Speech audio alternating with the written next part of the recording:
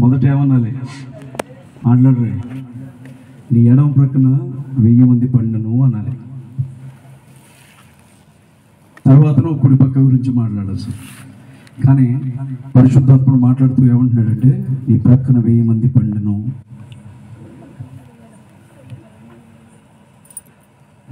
స్వతహాగానే మనకి చాలా భయం అండి. ఇక్కడ ఇన్ని మాటలు చెప్తుంటున్నా, నేను ప్రార్థన చేస్తే నిజంగా చెప్తున్నాను, నేనే కాదు, అభిషేకించబడిన దైవజనులు ప్రార్థన చేస్తే, దేవుని పిలుపున్న దైవజనులు ప్రార్థన చేస్తే దెయ్యాలు అస్సలు ఆగలేవు. కేకలు పెట్టుకుంటూ వెళ్ళిపోతాయి. కానీ నాకు దెయ్యాలంటే భయం. ఒక్కడనే పడుకోలేను. ఖచ్చితంగా మా ఆవిడ ఉండాల్సిందే పక్కన. ఆవిడ కానీ లేకపోతే ఎవరినైనా పిలుచుకొచ్చుకుంటాను ఇంటికి. అరే ఈ రాత్రిపూట మా ఇంటికాడ పడుకోరా. భయం. గొప్ప గొప్ప మాటలు చెప్పే వాళ్ళందరూ ధైర్యవంతులు అనుకోకండి. మనిషికి చాలా భయం. వాస్తవా కదా? ఎంత భయం అంటే మనిషికి. ఇంట్లో పెళ్ళేట జరిగిద్దో అని భయం, బిడ్డ జీవితం ఏమైపోతుందో అని భయం, పిల్లడితే ఇల్లెట గడిసిద్దో అన్న భయం, ఇంట్లో నుంచి బయటికి వెళ్ళిన వాడు తిరిగి క్షేమంగా ఇంటికి వస్తాడా రాడా అని భయం, ఉన్నదంతా తాకట్టు పెట్టి పొలంలో పంట వేసాము, అది పండిద్దో పండదో అని భయం, పండిన పంట ఇంటికి తీసుకొచ్చే సమయంలో గాలి దుమ్ములు వస్తాయేమోనని భయం, కాలేజీకి వెళ్ళిన బిడ్డ చదువుకుంటుందో గాలి తిరుగుతుందోనని భయం, చేతికి వచ్చినటువంటి పిల్లలు మన మాట వింటారో వినరో అని భయం, పాపిష్టి రోగాలు మనల్ని బ్రతకరిస్తాయో లేవో అని భయం. భయం లేదు ఎక్కడ. దేవుడు అంటున్నాడు, భూలోకంలో మనుషుల దగ్గర అన్నిటికంటే ఎక్కువగా ఇదే ఉంది, అందుకే మీరు భయపడకండి అంటున్నాడు. దేవుని స్తోత్రం. హల్లెలూయా. బబులోను దేశమందున భక్తులు 3 బొమ్మకు మొక్కనందున, బబులోను దేశమందున భక్తులు 3 బొమ్మకు మొక్కనందున, పట్టి బంధించి రాజు అగ్నిలో పడవేసే, పట్టి బంధించి రాజు అగ్నిలో పడవేసే, ఆగవాడు ఉండలేదా ఓ భక్తుడా, నాది రమ్మని పిలువలేదా, ఆగవాడు ఉండలేదా ఓ భక్తుడా, నాది రమ్మని పిలువలేదా,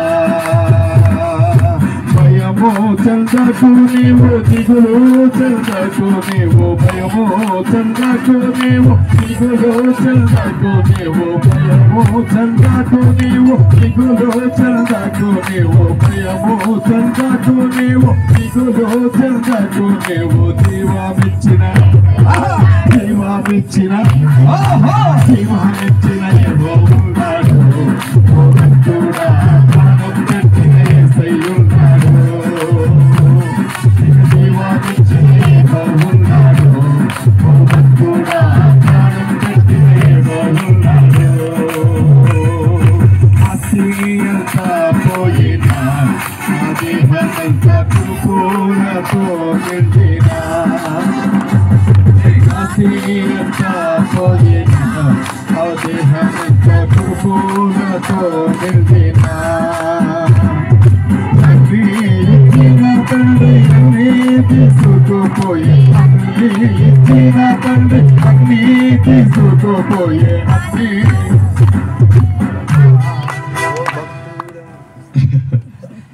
ఒకసారి యూట్యూబ్లో వీడియోలు చేయడానికి ఇంటి దగ్గర ఉంటే వీడియోలో వాళ్ళు వీళ్ళు తిరుగుతుంటే శబ్దాలు అవుతాయని చెప్పి చెట్టు కిందకి వెళ్ళి చాలా శ్రద్ధగా వీడియో చేసుకుంటూ ఉంటాం. అప్పుడప్పుడు చెట్టు కూడా గస్ గస్ అంటూ ఉంటుంది ఊపుకుంటా. కనీసం మీరు అట్లా కూడా మాట్లాడలే. అన్నీ ఇచ్చిన తండ్రి అన్నీ తీసుకుపోయే, అన్నీ అన్నీ ఇచ్చిన తండ్రి అట్లా కాదు. ఏమన్నా వచ్చేది ఉంటే చెప్పు. నువ్వు రాగానే ఇచ్చిన తండ్రి మొత్తం తీసుకుపోయిండు అంటే ఎట్ట? అట్లా కాదు. ఏం చెప్పాలా బాగా వచ్చే పాట ఏదన్నా ఉంటే పాడయ్యా. పాట పాడుతుంటేనే పరలోకం పరవశించి పరలోక తలుపులు తెరిచి దేవుడు ఒక్కొక్కళ్ళ దగ్గర కిలో కిలో బంగారం మూట పడిపోవాలి. తల్లి ఇచ్చిన తండ్రి నిజంగా చెప్పనా, ఎంత దారుణంగా పాడుతున్నారంటే ఇలా కూడా పాడతారు అనిపిస్తుంది. నాకు అనిపిస్తూ ఉంటుంది ఆడవాళ్ళ గొంతులు చాలా భయంకరంగా ఉంటాయి. చాలా మంది సున్నితమైన గొంతులు అని అంటారు, వాస్తవం కాదు. సిటీలో మేము ఉన్నప్పుడు నేను చూశాను, వాటర్ ట్యాంకులు వస్తాయి, ఇంటికి నీళ్లు రావు. ఆ ట్యాంకుల దగ్గర పొద్దున్నే వచ్చి ఆవిడ కూర్చుంటాడని బిందెలు పెట్టి వెళ్తారు. పొరపాటున ఏ అక్క కాలైనా బిందెకి తగిలితే ఒరిజినల్ గొంతు బయటకు వస్తుంది ఆడవాళ్ళు. అంత దాకా ఎందుకండి, ఇంట్లో వాళ్ళు మాట్లాడేటప్పుడు వినండి. నిజంగా చెప్తున్నా, మైక్ సౌండ్ సిస్టమ్ ఇవన్నీ సిగ్గుతో ఆత్మహత్య చేసుకొని చచ్చిపోవాలి, అంత బాగా మాట్లాడతారు. అన్నీ ఇచ్చిన తండ్రి అన్నీ తీసుకుపోయే, అన్నీ ఈ దొంగతనం నువ్వే చేసావా అంటే 10 మంది తింటారేమోనని వాడు సిగ్గుతో నేనేం చేశాను, నేనే ఏం సిగ్గుపడే పని చేస్తున్నావు ఇక్కడ. దేవుడు ఒకసారి దేవదూతలు భక్తులందరూ కలిసి అడిగారంట, భూలోకంలో ఏది మంచిది అంటే యెహోవాను స్తుతించుట ఎంతో మంచిది అన్నాడు. యా, ధననిధులు నింపుతానన్నావు, ఇంకేమో నింపుతావంటే నోర్లు తెరిస్తే వాటిని కూడా నా మాటలతో నింపుతాను అన్నట్టు. మోగదయ్యాలు పారిపోవాలా. అన్నీ ఇచ్చిన తండ్రి అన్నీ తీసుకుపోయే, అన్నీ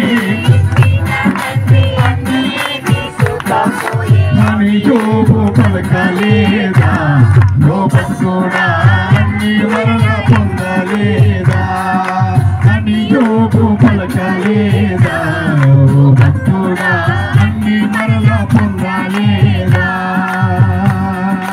భయము చెందకు నీవు, దిగులు చెందకు నీవు, భయము చెందకు నీవు, దిగులు చెందకు నీవు, భయము చెందకు, భయము చెందకు నీవు, భయము చెందకు నీవు, భయము చెందకు నీవు,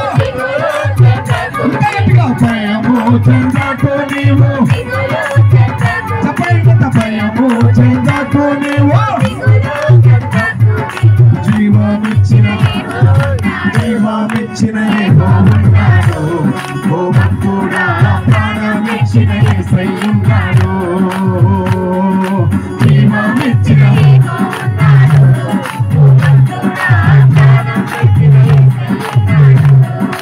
భయము చెందకు నీవు, దిగులు చెందకు నీవు, భయము చెందకు నీవు, దిగులు చెందకు నీవు, భయము చెందకు నీవు, దిగులు భయము చెందకు నీవు, దిగులు చెందకు నీవు, భయము చెందకు నీవు, దిగులు చెందకు నీవు, భయము చెందకు నీవు,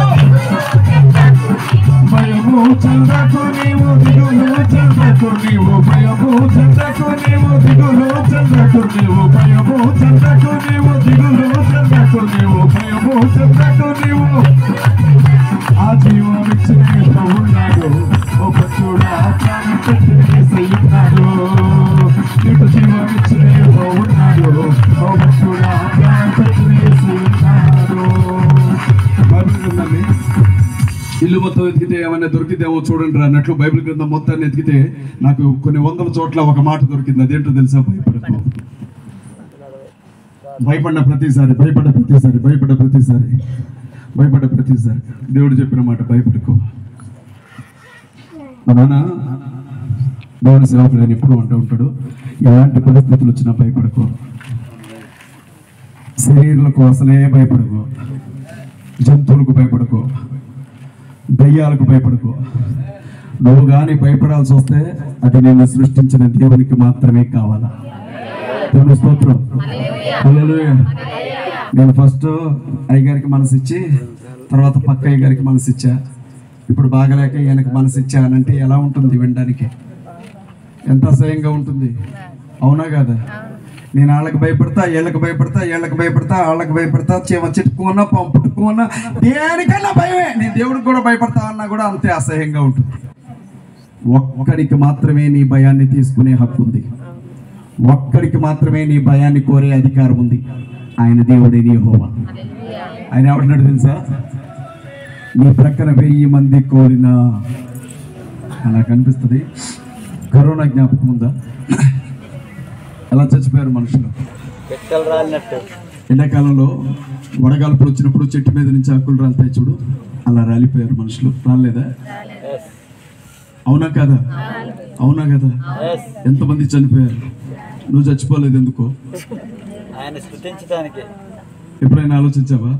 టికెట్ తెలివి కలిగిన వాళ్ళు, బలం కలిగిన వాళ్ళు, అందగాళ్ళు, ఆస్తిపరులు, ఉద్యోగస్తులు, మేధావులు, దేశాన్ని పరిపాలించే చక్రవర్తులు, లక్షల మంది, కోట్ల మంది అభిమానులు కలిగినటువంటి ఎంతో మంది సినీ రాజకీయ నాయకులు ఎంతో మంది చచ్చిపోయి ఒక్క చావు చేస్తే తీసుకెళ్లి మున్సిపాలిటీ వాళ్ళు పారేసి వచ్చారే. నువ్వు మాత్రం చచ్చిపోలే. ఎప్పుడైనా ఆలోచించావా? మీ ఊరికి ఎడం పక్కన ఎంతో మంది చచ్చారు, మీ ఊరికి కుడి పక్కన ఎంతో మంది చచ్చిపోయారు, మీ ఇంటికి ఎడం పక్కన ఎంతో మంది చచ్చిపోయారు, నీ ఇంటికి కుడి పక్కన ఎంతో మంది చచ్చిపోయారు. నువ్వు మాత్రం బతికే ఉన్నావు. నీకు ఈ వాక్యం గుర్తురాలా? నీ ఎడమ ప్రక్కన 1000 మంది పడినను. దేవుని స్తోత్రం. పడగొట్టడం దేవుడు చేసే పని కాదు, అది సైతాన్ చేసే పని. ఈ మధ్య మనుషులు అనగానే 100 మంది ఇట్లా పడిపోతూ ఉన్నారు. దేవుడు ఎప్పుడు పడగొట్టాడండి. ఆయన పడిపోయిన వాళ్ళను లేపి నిలబెడతాడు. దేవుని స్తోత్రం చెప్పు. సరే, ఆర్ఆర్కే మూర్తి గారు నా చిన్నతనంలో రేడియోలో వాక్యం పెట్టుకుని వింటూ ఉంటే యేసయ్య గొంతు నేను ఎప్పుడు వినలా. ఒకవేళ ఆయన మాట్లాడితే ఏంలాగే ఉంటుందేమో అనుకునేవాడిని. ఆర్ఆర్కే మూర్తి గారు, ఆయన్ని పాస్టర్ జైల్పాల్ గారు, జైల్పాల్ కాదు, జైపాల్ గారు, జైల్పాల్ అన్నా కదా, జైల్పాలే. నిజంగా పాలు ఎప్పుడు జైల్పాలే కదా. భూమి మీద బయట ఉండటం కంటే జైల్లోనే ఎక్కువ ఉన్నాడు. జైల్పాలే ఆయన. జైపాల్ గారు ఏమండి అని చాలా మంది పడగొడుతున్నారు కదా, మరి మీరేమంటారు ఆ విషయం గురించి అంటే, ఆర్ఆర్కే మూర్తి గారు ఏమన్నారంటే, ఇప్పుడు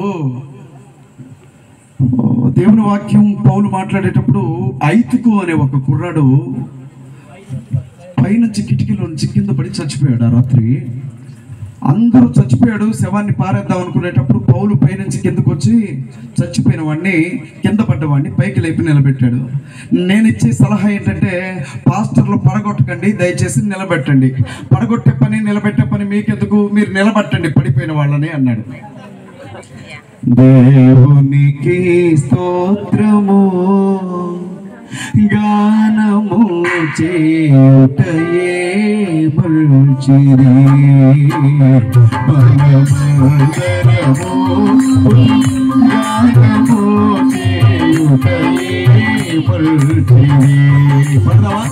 దేవునికి స్తోత్రము, గానము చేయుటయే మంచిది, స్తుతి గానము చేయుటయే మంచిది, చెదరిన వారిని. ఒక మాట, ఒక్కొక్క పదాన్ని చూసుకుంటూ ఒక్క వాక్యంలోనే కంప్లీట్ చేసుకుందాం. బైబిల్ తెరిచి పేరాలు మీరు చదవాల్సిన అవసరం ఏమి లేదు. ఇక బైబిల్ పోయింటి. పడిన అన్న దగ్గర ఉన్నాను, పడిపోయినటువంటి జీవితాలను ఆయన ఎలా లేపుతాడో చూద్దాం. మీరు గమనించారు, చిన్నతనంలో ముక్కులో నుంచి రక్తం కారుతా ఉంది ఒకతనికి. వెంటనే ఇంట్లోనికి వెళ్ళిన వాళ్ళు క్లాత్ ఒకటి తీసుకొని వచ్చి ముక్కుకి పెట్టారు. ఇలా ఏమైంది అంటే, ముక్కు చెదిరింది అని అన్నారు. ఏదో ఒకటి లేండి, బెదిరిందో చెదిరిందో మొత్తానికి అయితే జరిగింది కదా. ముక్కు నుంచి రక్తం కారుతా ఉంది. వెంటనే దాన్ని ఆపడానికి ఎంత కష్టమైందో. వాడుకు ఆ కర్చీఫ్ తీసి చూసినప్పుడల్లా రక్తం వస్తుంది. అమ్మ ఏమైంది అంటే, ముక్కు చెదిరింది నాయన, ముక్కు బెదిరింది నాయన. నేను చాలా సందర్భాల్లో ఈ పాట విన్నాను, గుండె చెదిరిన వారిని అంటే. అప్పుడు గుండె బెదరినా అనేలేమో. మీకు తెలుసా, శరీరంలో రక్తం ఒళ్ళంతా ఉంటుంది, కానీ ఒంట్లో నుంచి చెమట మాత్రమే బయటకు వస్తుంది. ఒంటి నిండా రక్తం ఉంటుంది, కానీ కన్నీళ్లు మాత్రమే బయటకు వస్తాయి. కానీ చిన్న దెబ్బ తగిలితే ఇన్ని నీళ్లున్నా రక్తమే బయటకు వస్తుంది. ఆ రక్తాన్ని జాగ్రత్తగా గుండెలోనికి తీసుకొని, ఆ గుండె వచ్చిన రక్తంలో మలినాలు ఏమీ లేకుండా జాగ్రత్తగా వడగట్టి కొంత రక్తాన్ని ఒంట్లోకి పంపి, మళ్ళీ మలినమైన రక్తాన్ని తనలోనికి తీసుకొని దాన్ని జాగ్రత్తగా వడగట్టి మళ్ళీ ఒంటికి పంపిస్తూ ఉంటుంది. ఇది గుండె పని. ఆ గుండె చాలా జాగ్రత్తగా ఈ పని చేస్తుంది. ఒంట్లో చాలా అసహ్యమైన భాగం ఏదైనా ఉందంటే అది గుండె. చాలా అసహ్యంగా ఉంటుంది, దాన్ని చూడలేరు మీరు బయటికి తీస్తే. కానీ ఆ గుండె అన్నిటికంటే గొప్ప పని చేస్తుంది. ఈ గుండెలో ఉన్నటువంటి రక్తపు చుక్క, చివరి రక్తపు చుక్కను కూడా యేసయ్య బయటికి తీశారు ఆ గుండెలో పొడిచి. అయితే ఒంట్లో ఎక్కడ రక్తం లేకపోయినా ఆ గుండెలో ఒక చుక్కైనా రక్తం ఉంటుంది. అలాంటి గుండె బెదిరితే ఎలా ఉంటుందో తెలుసా? ఎప్పుడైనా ఆలోచించారా? ముక్కు చెదిరితేనే అంత రక్తం వస్తే, గుండె బెదిరితే ఎంత రక్తం రావాలి? బతుకుతాడా మనిషి? గుండె చెదరిన వారిని బాగు చేయువాడని, గుండె చెదరిన వారిని బాగు చేయువాడని, వారి గాయములయో కట్టుచున్నారే.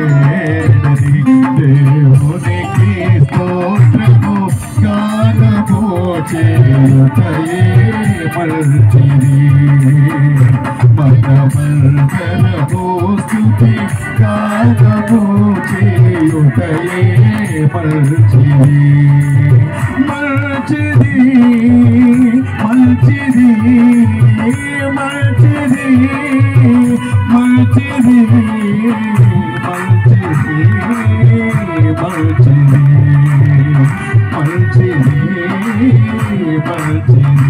దేవునికి స్తోత్రము గానము చేయుటయే మంచిది, మనమందరము స్తుతి గానము చేయుటయే మంచిది.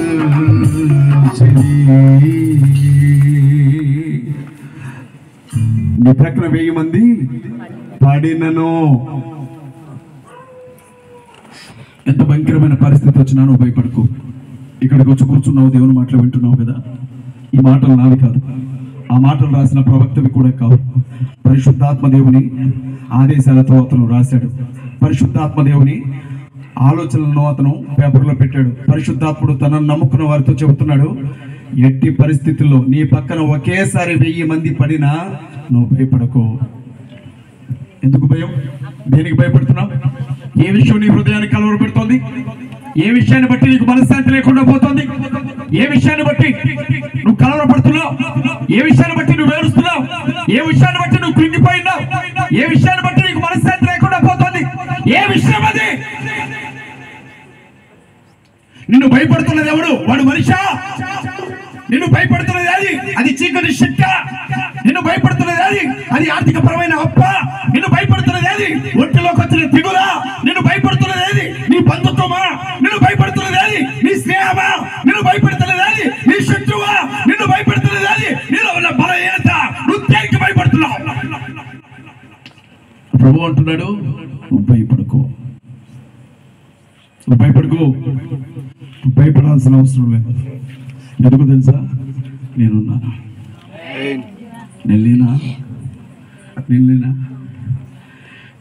నా బిడ్డ 3 సంవత్సరాల బిడ్డ, దాది నాకు చాలా భయం అవుతుంది డాడీ అంటుంది ఒక్కోసారి. అంటే నేనంటాను, నేనుండగా నేను భయపెట్టేది ఎవడమ్మా?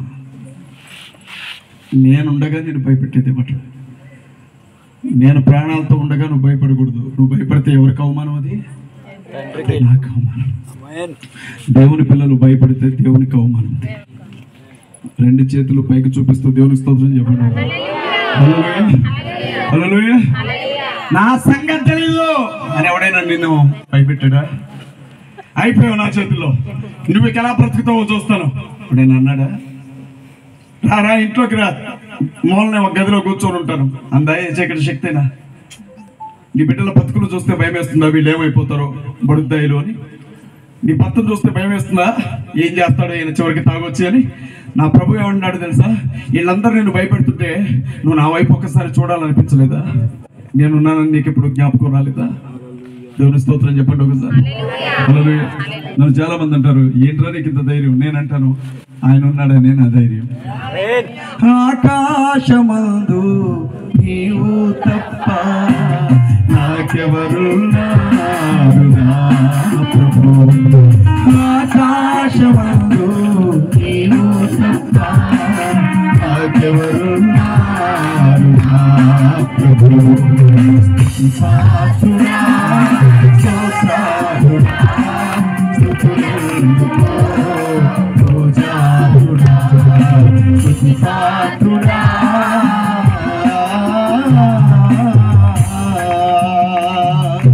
నా శత్రువులు నన్ను తరుముచుండగా ఆత్మనాలో పొందినే ప్రభు నా శత్రువులు నన్ను తరుముచుండగా ఆత్మనాలో పొందినే ప్రభు నా మనసు నీ వైపు తిప్పిన వెంటనే నా మనసును నీ వైపు తిప్పిన వెంటనే శత్రువుల చేతి నుండి విడిపించినావు కాపాడినావు శత్రువుల చేతి నుండి విడిపించినావు కాపాడినావు ఆకాశమందు నీవు తప్ప ఒక్క మాట చెప్తాను ఒక్క మాట మీతో చెప్పాలని నేను ఆశపడుతున్నాను యేసుక్రీస్తు ప్రభు చెప్పిన మాటను దయచేసి జ్ఞాపకం చేసుకోండి నేను మిమ్మల్ని అనాథలుగా ఎంతమంది నమ్ముతున్నారు ఈ మాట తల్లి లేనివాడు అనాథ కాదు తండ్రి ఎవరో తెలియనివాడు అనాథ కాదు అన్నదమ్ములు అక్క చెల్లెళ్ళు బంధుమిత్రులు ఆస్తులు అంతస్తులు రక్త సంబంధికులు నా వారెవరూ లేరు అనుకునేవాడు కాదు అనాథ ఈ లోకం వాడిని అనాథ అంటుంది ఎవడు అనాథో తెలుసా నిన్ను తల్లి గర్భంలో 9 నెలలు నిర్మించిన నీ తండ్రి ఎవరో తెలియకపోతే అప్పుడు అనాథవు నువ్వు నీ దేవుడు ఎవరో తెలియకపోతే నువ్వు అనాథవి నీ సృష్టికర్త ఎవడో తెలియకపోతే నువ్వు అనాథవి ఆయన ఏమన్నాడు తెలుసా నిన్ను వదిలే ప్రసక్తే లేదు అనాథగా దేవుని స్తోత్రం హల్లెలూయా ఆయన ఏమంటున్నాడు తెలుసా నీవు నన్ను వదిలినా నేను నిన్ను వదిలినా కాబట్టి నువ్వు భయపడకు నాకు 10 సార్లు చెప్పాలనిపిస్తుంది నువ్వు భయపడకు నువ్వు భయపడకు నువ్వు భయపడకు కంగారు కంగారు టెన్షన్ టెన్షన్ గలిబిలి గజగజ వణికిపోతూ ఉంటారు భయం వచ్చి ఏం చేస్తుంది అది మనిషి హృదయాన్ని పిండేస్తూ ఉంటుంది నిద్ర కూడా పట్టదండి భయపడే మనుషులకి తిండి కూడా తినలేరు భయపడే మనుషులు ప్రశాంతంగా స్నానం కూడా చేయలేరు భయపడే మనుషులు నేను చెప్తున్నా భయపడేవాడు అందరికంటే ముందు చచ్చిపోతాడు ఈరోజు ఆత్మహత్యలు చేసుకొని వస్తున్న వాళ్ళంతా భయపడేవాళ్ళే నా ప్రభు అంటున్నాడు దయచేసి భయపడకురన్న ఆయన నేను ఉన్నాను ఎడం ప్రక్కన ఎంత మంది కోలినా నువ్వు భయపడకు మీకు ఒక విషయం చెప్తాను ఇలాగే ఒక తల్లి తన బిడ్డ చాలా ప్రేమగా పెంచుకుంది యేసుక్రీస్తు ప్రభు గురించి తన బిడ్డకి చెప్పేది ఆయన నమ్మరని ఆయన దేవుని దగ్గర నుంచి వచ్చిన వాక్యాలన్నీ ఉన్న పవిత్ర గ్రంథం దైవ గ్రంథం ఆ గ్రంథాన్ని నమ్మరా అంటే వినలేదు అతను ఇష్టానుసారంగా తిరిగాడు కొంతకాలం గడిచిన తర్వాత ఆర్మీకి వెళ్ళిపోయాడు దేశ సైన్యానికి వెళ్ళాడు వృద్ధురాలైన తల్లి ఊర్లోనే మిగిలిపోయింది ఆమెకి ఎప్పుడూ ఒక బాధ మిగిలి ఉండేది నా బిడ్డ దేవుణ్ణి నమ్మకుండా నేను చనిపోతున్నానని చనిపోయే సమయంలో ఆ తల్లి దేవునికి ఒక మొర పెట్టింది ఏంటో తెలుసా నాయనా నా బిడ్డను మార్చమని బ్రతుకున్నంత కాలం మొరపెట్టాను వాడు మారకుండానే చచ్చిపోతాడేమోనన్న భయం నన్ను వెంటాడుతోంది ఇదిగో నీ పిలుపునందుకొని నేను వచ్చేస్తున్నా చివరిసారి అడుగుతున్నా నా బిడ్డను మార్చవా అని చచ్చిపోయింది ఆ తల్లి ఆ సంఘటన జరిగింది ఈ సంఘటన జరిగినటువంటి విషయం వెంటనే ఆర్మీలో ఉండే సైనికుల దగ్గరికి వార్త పంపించారు వార్త అందుకోవడానికి అతను లేడు భారతదేశ సరిహద్దుల్లో యుద్ధం జరుగుతోంది అతను యుద్ధానికి వెళ్ళాడు ఎదురుగా ఉన్నటువంటి శత్రువులు AK-47లతో అణుబాంబులతో భయంకరమైనటువంటి ఆయుధాలతో దాడులు చేస్తున్నారు ఎదురుగా ఉన్నటువంటి ఒక క్యాంపు మీద శత్రువుల దృష్టి పడింది ఆ టెర్రరిస్టులు ఆ భయంకరమైన ఉగ్రవాదులు ఎదురుగా ఉండే వాళ్ళందరినీ తప్పించుకునే అవకాశం లేకుండా తుపాకీలతో కాల్చారు అందులోనే ఉన్నాడు ఈ విధవరాలి బిడ్డ తుపాకీ గుండొచ్చి ఖచ్చితంగా గుండె దగ్గరకు వచ్చి తగిలింది కుప్పగూలి పడిపోయాడు దాదాపు ఒక 100 మంది వరకు చనిపోయినటువంటి ఆ సంఘటనలో చనిపోయినటువంటి శవాలన్నింటినీ యుద్ధం పూర్తయిన తర్వాత తీసి ట్రక్కులో వేస్తున్నారు ఒక్కొక్కడి కాళ్ళు ఒక్కొక్కడి చేతులు ఒక్కొక్కడి ఒళ్ళు తల తుపాకీ గుళ్ళతో ఎలా కాల్చారంటే చిల్లుల గిన్నె ఎలా ఉంటుందో అలా అయిపోయింది ఒళ్ళు ఆ చివరి బుల్లెట్ వచ్చి ఇతని గుండెకి తగిలింది అతన్ని కూడా ఎత్తి ఆ ట్రక్ లో పడేశారు ట్రక్ లో పడగానే ఒక్కసారి అనుకుంటూ లేచాడు ఇతను ఏమైంది అని వీళ్ళు అడుగుతూనే ఉన్నారు వెంటనే నాలాగా ఉన్నటువంటి సూట్ తీసేశాడు ఆ పైన ఉండే షర్ట్ తీసేశాడు లోపల నుంచి ఒక ఇది ఏంటది నల్ల అట్ట ఉన్న ఒక పుస్తకాన్ని బయటికి తీశాడు. ఆ పుస్తకం వెంటనే టక తెరిచి ఈ బుల్లెట్ ఏమైందని వెతుకుతూ ఉన్నాడు.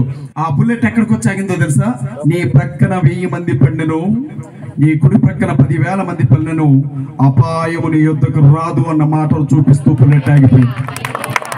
ఇతను ఏం చేశాడో తెలుసా? వాళ్ళమ్మ యుద్ధానికి వెళ్ళేటప్పుడు చెప్పిందట, నీవు దేవుణ్ణి నీ గుండెల దగ్గర ఉంచుకో ఇప్పుడు అని. ఇతను దేవుడు అంటే బైబిల్ గ్రంథమే కదా, మీరంటే తల కింద పెట్టుకొని పడుకుంటారు. బైబిల్ అంటే ఎంత ప్రేమ కదా.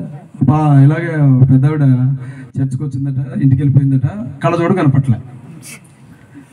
ఇల్లు మొత్తం వెతికింది, కళ్ళజోడు కనపడలా. చర్చకు వచ్చింది, పాస్టర్ని అడిగింది, కళ్ళజోడు కనపడలా. బీరువాలు ఎతికింది, కళ్ళజోడు కనపడలా. మొత్తం ఇల్లంతా గాలిచ్చి ఊడ్చింది, కళ్ళజోడు కనపడలా. ఏం చేయాలో అర్థం కావట్లే. కళ్ళజోడు ప్రభువా అంటుంది. మళ్ళీ పాస్టర్ దగ్గరకు వచ్చింది, నా కళ్ళజోడు నీ దగ్గరే పోయింది, మర్యాదగా చెప్పువా అంట. పాస్టర్ గారు అన్నారు, ఇల్లంతా ఎతికావా? ఎతికా. మంచాల కింద చూసా, తలుపుల పక్కన చూసా, మొత్తం ఎతికా.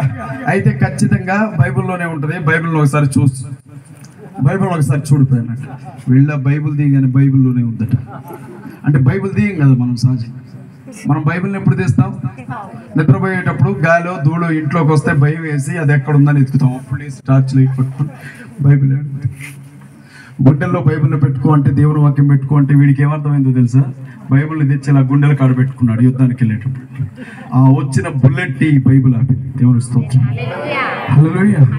నేను మళ్ళీ చెప్తున్నా, భయపడే వాళ్ళు పడిపోతారు, జాగ్రత్త.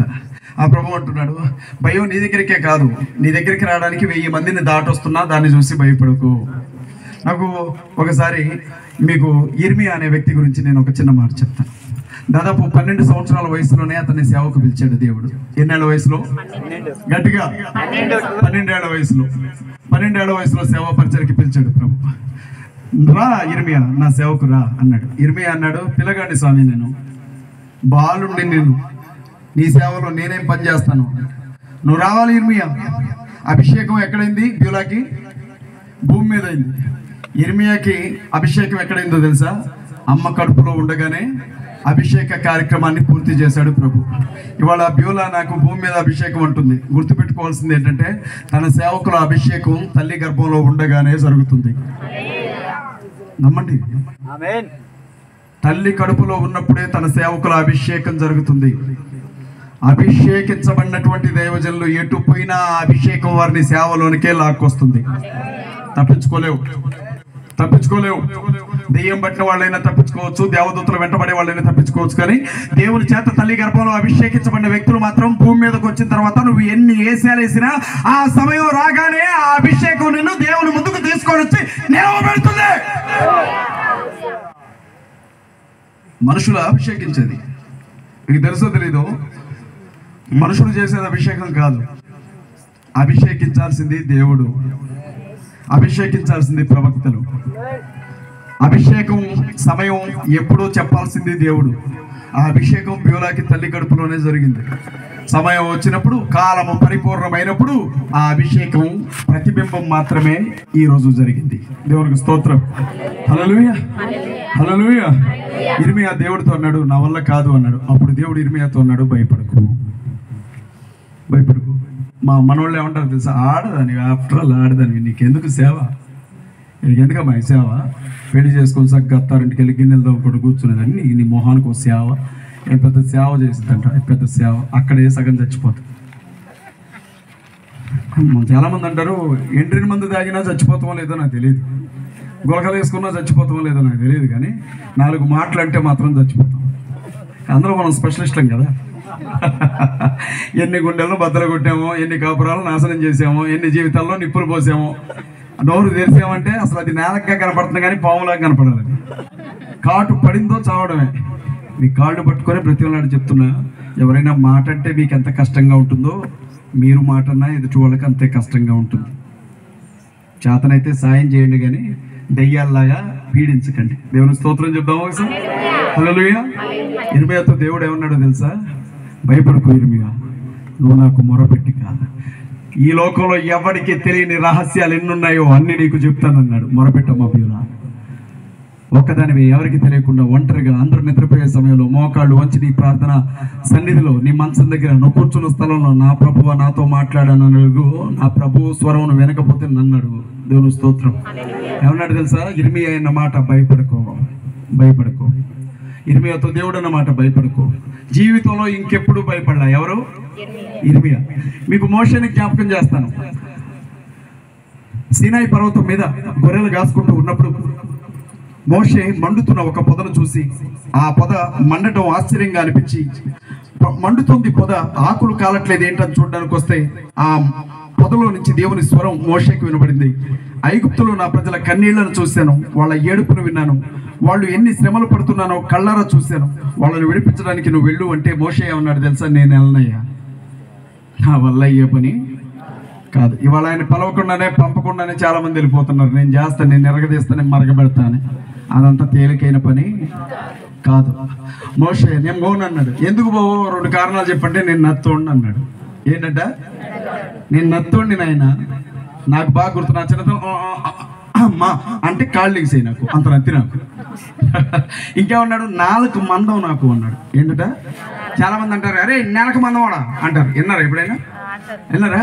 ఇంకేమన్నాడు తెలుసా? వాళ్ళు పెద్ద పెద్ద మేధావులు, నాకేం తెలుసు, నేను అక్కడికి వెళ్తే ఎవరు నా మాట వినరు, నువ్వు పంపినమంటే అసలైనా మరో అన్నాడు. అంటే నా ప్రభు అన్నాడు, భయపడకు మోషే, నేను నీకు తోడై ఉన్నాను. దేవుని స్తోత్రం చెప్పండి ఒకసారి గట్టిగా గట్టిగా గట్టిగా. వీళ్ళందరూ దేవుని వాక్యం వింటున్నారని మీ నమ్మకం కదా? అది అబద్ధం అని ఇప్పుడే నిరూపిస్తాను. ఇక్కడ ఉన్న వాళ్ళందరూ దేవుని వాక్యం వింటున్నారు అని మీరు అనుకుంటున్నారు, అది అబద్ధం అని ఇప్పుడే నిరూపిస్తాను. వీళ్ళ జాగ్రత్తగా విను. వీళ్ళు నిజంగా దేవుని వాక్యం వినే వాళ్ళు ఇందులో చాలా తక్కువ మంది. నిరూపించనా? ఓకేనా? సరే. నిద్రపోవడానికి ఇక్కడికి వచ్చిన వాళ్ళంతా గట్టిగా దేవునికి స్తోత్రం చెప్పండి. హల్లెలూయా. నిజంగా మీరు దేవుని వాక్యం వింటున్నారు. గట్టిగా చప్పట్లు కొట్టండి, గట్టిగా చప్పట్లు కొట్టండి. ఈ పందెంలో మాత్రం మీ ఊరోళ్ళే గెలిచారు. దేవుని స్తోత్రం. నా స్నేహితులు నన్ను చూసి దూరాన నిలిచేరు నా ప్రభు. నా ప్రాణ స్నేహితులు నన్ను చూసి దూరాన నిలిచేరు నా ప్రభు. నీ వాక్య జ్ఞానమే నా త్రోవకు వెలుగై, నీ వాక్య జ్ఞానమే నా త్రోవకు వెలుగై, నన్ను నిల్పెను నీ సన్నిధిలో, నీ సంగములో, నన్ను నిల్పెను నీ సన్నిధిలో, నీ సంగములో, ఆకాశమందు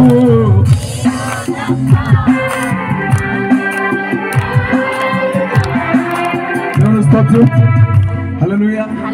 ఈ 10 సంవత్సరాల సేవా పరిచర్యలో నన్ను ఓడించిన గ్రామం